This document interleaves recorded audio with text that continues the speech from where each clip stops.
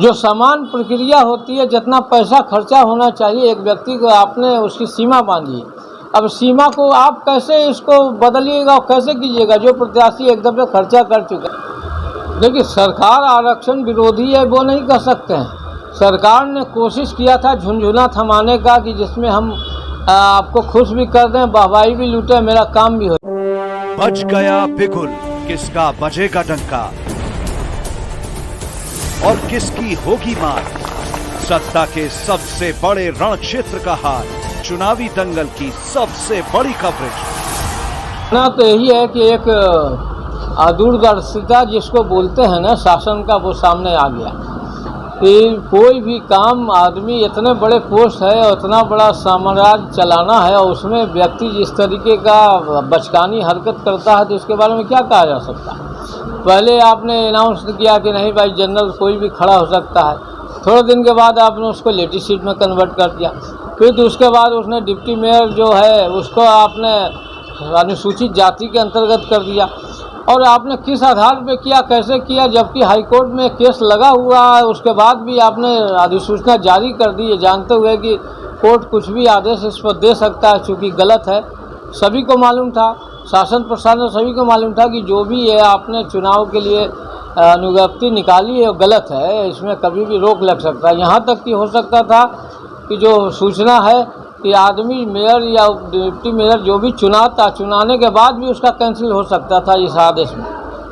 तो बताइए, इस आदेश में जो आदमी सामान्य व्यक्ति, आप तो सामान्य प्रक्रिया को इतना जटिल कर दिया है कि आप सीधा सीधी कहते हैं कि कोई भी गरीब और सामान्य व्यक्ति चुनाव नहीं लड़े। आप आशा करते हैं कि चुनाव के बाद वो एकदम ईमानदारी से काम करे, कैसे कर सकता है। जो समान प्रक्रिया होती है, जितना पैसा खर्चा होना चाहिए एक व्यक्ति को, आपने उसकी सीमा बांधी। अब सीमा को आप कैसे इसको बदलिएगा और कैसे कीजिएगा जो प्रत्याशी एकदम से खर्चा कर चुका अपने अपने क्षेत्र में। जो बहुत सा गरीब आदमी है, जो साधारण आदमी है, वो कैसे सब्सक्राइब करेगा। अब दोबारा उस चीज़ को पैसा कहाँ से लावेगा। ये कोई पार्टी बेसिस भी नहीं है कि उसमें पार्टी से पैसा मिलेगा। अपनी मेहनत की कमाई से, अपने पैसे से खर्च करके चुनाव लड़ने की कोशिश करता है। आप साफ यही साबित करना चाहते हैं कि गरीब आदमी चुनाव नहीं लड़े, वही लड़े जो बाहुबली है या जिसके पास पैसा है।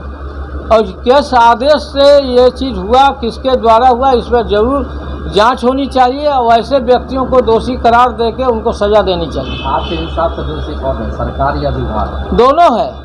सरकार भी उतना ही दोषी है जितना विभाग दोषी है। दोनों के मिली भगत से ही कोई आदेश पारित होता है। अगर चुनाव आयोग चाहे कि हम बिना सरकार के मंजूरी के आदेश कर दें, ऐसा संभव नहीं है। आप लोग को लगता है कि ऐसा हो सकता है?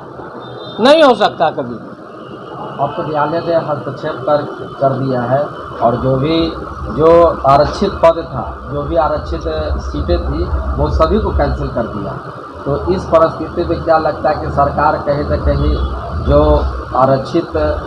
जन विरोधी, आरक्षित विरोधी और जो आरक्षित पद था, जो भी आरक्षित सीटें थी, वो सभी को कैंसिल कर दिया। तो इस परिस्थिति में क्या लगता है कि सरकार कहीं न कहीं जो जन विरोधी, आरक्षित विरोधी है। देखिए, सरकार आरक्षण विरोधी है वो नहीं कह सकते हैं। सरकार ने कोशिश किया था झुनझुना थमाने का कि जिसमें हम आपको खुश भी कर दें, वाहवाही भी लूटें, मेरा काम भी हो जाए। लेकिन गलत तो गलत ही है और जब कोर्ट जो है गलत सही का फैसला करती है उसका हम लोग को मानना चाहिए, उसके आदेश को मानना चाहिए। वो इस वक्त हिंदुस्तान क्या लोकतंत्र में सर्वोपरि एक संस्था है जिसका आदेश सभी को मानना है, मानते हैं। और क्या राजनीति होने वाली? हमारी राजनीति क्या रहेगी, जैसे चल रहा था वैसे चलेगा। जो छूटा हुआ कार्य है और पूरा करने का समय मिलेगा और अच्छे लोगों से जनसंपर्क करेंगे, लोगों से मिलेंगे, उनकी समस्याओं को जानेंगे। जहाँ जहाँ पहुँच नहीं हो सकती थी, नहीं हुई थी, वहाँ पहुँचने की कोशिश करेंगे। हम लोग के लिए देखिए, ये सारी दिक्कत उस लोगों के लिए जिनके पास साधन नहीं है।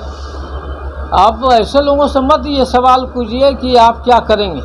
जिनके पास साधन है, जो कर सकते हैं, उनके लिए कोई भी अंतर नहीं है। उनके लिए तो और अच्छा है कि समय मिल गया और बढ़िया से काम करेंगे। न्यायालय के फैसले को आप लोग सम्मान करते हैं और जो आप लोग नए प्रत्याशी के रूप में काम करने का बेहतर मौका मिला। बिल्कुल, न्यायालय का फैसला तो बहुत ही उचित है और एकदम समय पे आया। यही है कि थोड़ा समय का जो है वो हिसाब हम लोग के हिसाब से गड़बड़ है। फैसला और पहले आना चाहिए था, वो भी नहीं आया। सरकार ने गलत निर्णय लिया, उसको भी नहीं करना चाहिए था। ये कुल मिला के बिहार के लिए दुर्भाग्य की बात है। इस शासन में जो लोग बैठे हैं वो जनता के हित का नहीं सोचते हैं, सिर्फ अपने मतलब को पूरा करना चाहते हैं। ये बहुत ख़राब है और बहुत बुरा संदेश ये है, खासकर जनतंत्र में ये बहुत बुरा संदेश है कि जो सामान्य व्यक्ति है, जो साधारण व्यक्ति है, जो गरीब है, जिसके पास पैसा नहीं है, दौलत नहीं है, जिसका साधन नहीं, कैसे चुनाव लड़ सकता है। अभी की परिस्थिति में आप देखिएगा कि बहुत से प्रत्याशी अपना हाथ खींच लेंगे, इसलिए कि बेरोजगार के पास दोबारा पैसा खर्चने की ताकत नहीं है। चुनाव में ये गलत तो है ही, लेकिन बहुत से लोग पैसा भी बांटते हैं। बहुत से गरीब जो समाज के लोग हैं उनको देखने के लिए लोग पैसा गांव-गांव जाके, जो दलित बस्ती है, मलिन बस्ती है, गरीब लोग हैं, वहाँ जा के कुछ पैसा भी बांटते हैं। अब बताइए उस पैसे का क्या होगा, वो भी चला गया। हालांकि चुनाव के हिसाब से ये उचित नहीं है, लेकिन बहुत सी जगह करना पड़ता, लोग करते हैं। कुछ प्रत्याशी सरकार के खिलाफ केस करने की तैयारी में लगे हुए हैं, उचित? देखिए, उचित तो सरकार के खिलाफ हम कहीं भी नहीं मानते कि उचित है। और केस लड़ने से और लड़ने से क्या उनको हासिल क्या होना। जब सरकार की मंशा अगर सही रहती तो ये कभी भी ऐसी नौबत आज नहीं आती। अगर आप केस करते हैं, जनतंत्र में अधिकार है सभी को लड़ने का, अगर अधिकार नहीं रहता तो आज ये फैसला सुप्रीम कोर्ट का नहीं आता। तो लड़ना तो चाहिए ही, लेकिन जो सरकार है, जिस तरीके से कार्य पद्धति है, उसमें ये लड़ाई बेमानी हो जाएगी मेरे ख्याल से। Gold jewellery, diamond jewellery, platinum jewellery, silver और स्टोन्स की एक संपूर्ण रेंज। जगमोहन लाल शिवरतन लाल ज्वेलर्स, पटना सिटी चौक, पटना।